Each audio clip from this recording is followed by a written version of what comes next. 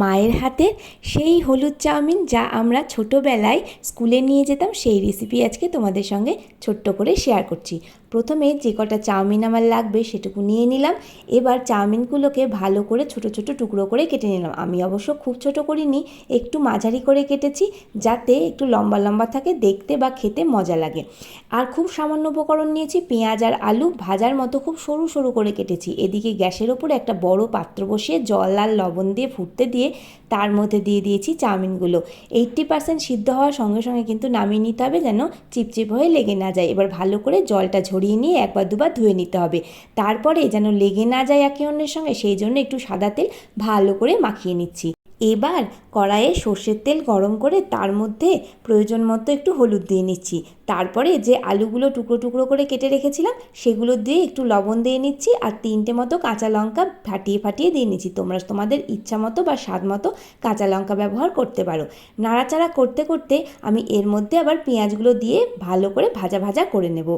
ততক্ষণে আমি আবার এর মধ্যে 1/4 চামচ পরিমাণে গোলমরিচের গুঁড়ো দিয়ে ভালো করে ভাজা ভাজা করতে থাকবো। যখন আলুগুলো সেদ্ধ হয়ে যাবে তখন এর মধ্যে আমি চাউমিনটা ছাড়িয়ে ছাড়িয়ে দিয়ে নেবো। একেবারে হপাত করে ঢেলে দেবো না, তাহলে অনেক সময় ডেলা পাকিয়ে যায়।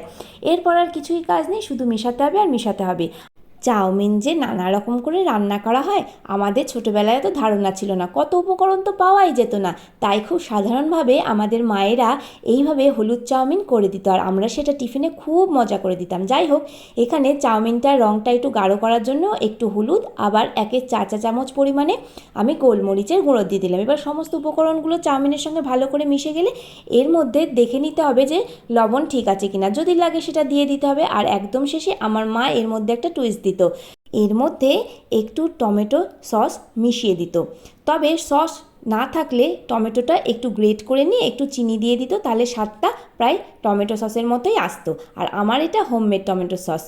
সসটা চাউমিনের সঙ্গে মিশে গেলেই কিন্তু আমাদের হলুদ চাউমিন রেডি।